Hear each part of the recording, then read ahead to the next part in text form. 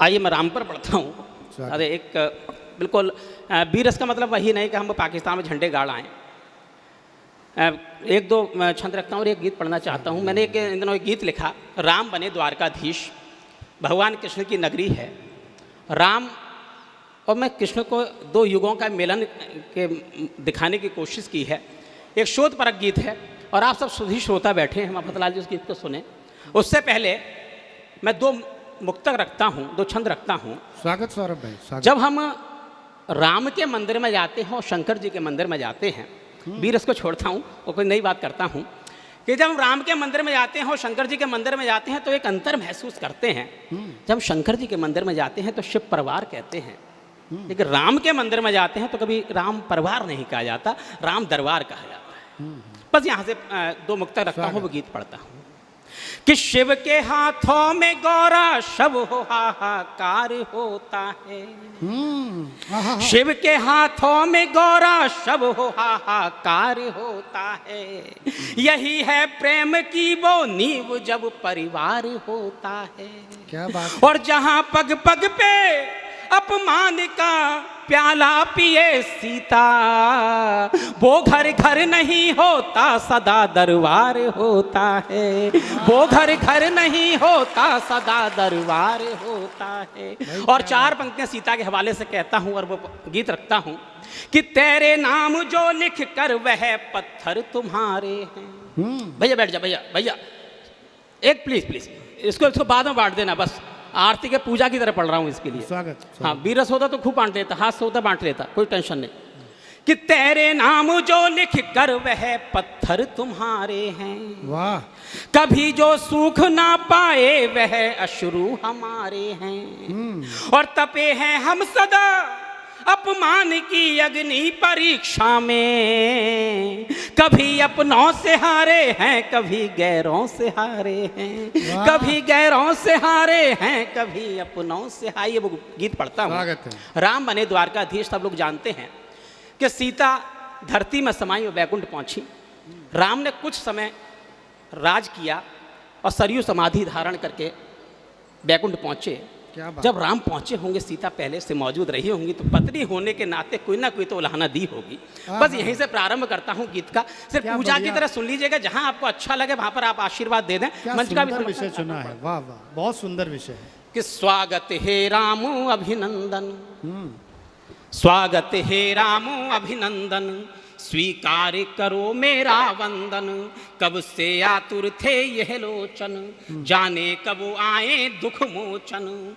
चिर आशा जो पूर्ण हुई, राम कथा संपूर्ण हुई। सब नाते तोड़ चली आई, लब कुश को छोड़ चली आई। सब नाते तोड़ चली आई, लब कुश को छोड़ चली आई। रघुवर अर्धांगी थी सीता, किंतु हतभागी थी सीता। सीता में पीड़ा संचित थी, वो केवल प्रेम से वंचित थी। वो केवल प्रेम से वंचित थी। पुष्प वाटिका में जब तुमसे, पुष्प वाटिका में जब तुमसे परिचय प्रथम बार हुआ, नाथ तुम्हारा इस हृदय पर तब से ही अधिकार हुआ। दोनों में ऐसे प्रेम हुआ जैसे धरती और अंबर में। और नाथ तभी तुम बर पाए मुझको धनु भंग स्वयंवर में। और मन में हर्ष उमंग लिए अवध चली आई सीता, पर काल क्रूर के हाथों ने वन में भिजवाई थी सीता। वन में सीता का हरण हुआ, हनु ने लंका थी सुलगाई। और वापस आई तो प्रभु ने अग्नि परीक्षा दिलवाई। माना कि बहुत पड़े थे तुम, किंचित ना साथ खड़े थे तुम। नियति से करते अनुबंध रहे, पर द्वार प्रेम के बंद रहे, पर द्वार प्रेम के बंद रहे। बोलो कब शोभा देता मर्यादा के पुजारी को, और वन में विस्थापित कर दे वो गर्भधारणी नारी को। वन में विस्थापित कर दे वो गर्भधारणी नारी को। के कई माँ ने वन को भेजा, मुझको इसका अफसोस नहीं। पुनः वनवासित थी सीता, दूंगी दुर्मुख को दोष नहीं। अपनी सब पीड़ा का कारण तुमको नामित करती हूँ, और सूर्य वंश के कुलभूषण तुमको अभिशापित करती हूँ। सूर्य वंश के कुलभूषण तुमको अभिशापित करती हूँ।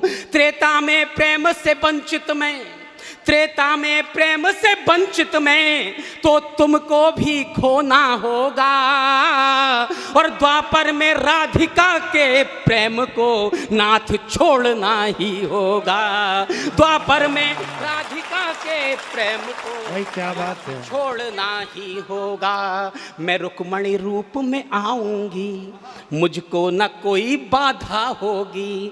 तब प्रेम से तुम वंचित होगे, और दूर कहीं राधा होगी। बंधु बांधव सब छूटेंगे, केवल एकाकीपन होगा। और सरयू का पावन नीर नहीं, सागर का खारापन होगा। सरयू का पावन नीर नहीं, सागर का खारापन होगा। हृदय में धधकी ज्वाला है, ये घोर श्राप है नारी का। और दुनिया भी तो दर्शन देखे प्रेम विहीन अवतारी का। दुनिया भी तो दर्शन देखे प्रेम विहीन अवतारी का। आँखों से झरझर आंसू थे, राम रोक नहीं पाए। सिया बोलती जाती थी, राम टोक नहीं पाए। बोझिल पलकें उठती धीरे, तब जा सीता से नयन मिले। और वैदेही के क्रंदन पर सहसा रघुबर के अधर हिले। तुम सच कहती हो वैदेही, नहीं कोई प्रतिकार मुझे। मैं अपराधी तेरा हूँ, सीता यह है स्वीकार मुझे। पति धर्म निभा न सका किंचित, मैं तेरा प्रतिवादी हूँ। और सबको मुझसे आशाएं थी, पुरुष होने का अपराधी हूँ। अतः स्वीकार मैं करता हूँ सीता तेरे सब श्रापों को। और पुरुष होने की नियति है तो भोगूंगा सारे पापों को। पर राजा होने के कारण, और अंतिम पंक्तियां पढ़ता हूं कि पर राजा होने के कारण राष्ट्र धर्म अनुराग किया। और राष्ट्र धर्म के ही कारण सीता तेरा परित्याग किया। राजा को राष्ट्र सदा पहले, कुछ और नहीं हो सकता है। और राष्ट्र प्रेम से बढ़कर कोई प्रेम नहीं हो सकता है। राष्ट्र प्रेम से बढ़कर कोई प्रेम नहीं हो सकता है। पर नहीं रूठना तुम सीता, मुझको न छोड़ना यूं सीता। हर पल तेरी ही याद रही, बिन तेरे श्वास अपवाद रही। संसार की ये खुशियां ना थी, सब कुछ था पर तुम ना थी। सम्मुख ते प्रश्न न उत्तर था, बेटों से राम निरुत्तर था। दुनिया सोई मैं सो न सका, हृदय रोया मैं रो न सका। अधिकार मुझे आधा दे दो। और अंतिम पंक्ति में एकमात्र ऐसा रिश्ता जिसको ब्लड रिलेशन नहीं कहा जाता, रक्त संबंध नहीं कहा जाता, पति पत्नी के रिश्ते को अगर एक पंक्ति में मैंने परिभाषित किया हो तो आपका सदन का समर्थन चाहता हूं कि अधिकार मुझे आधा दे दो, रोने को बस कांधा दे दो। अधिकार मेरा आधा दे दो, रोने को बस कांधा दे दो। मंतव्य मेरा स्वीकारोगी, विश्वास ये तुम पर पूरा है। और सीता इतना याद रहे, बिन तेरे राम अधूरा है। सीता इतना भाई बहुत बढ़िया।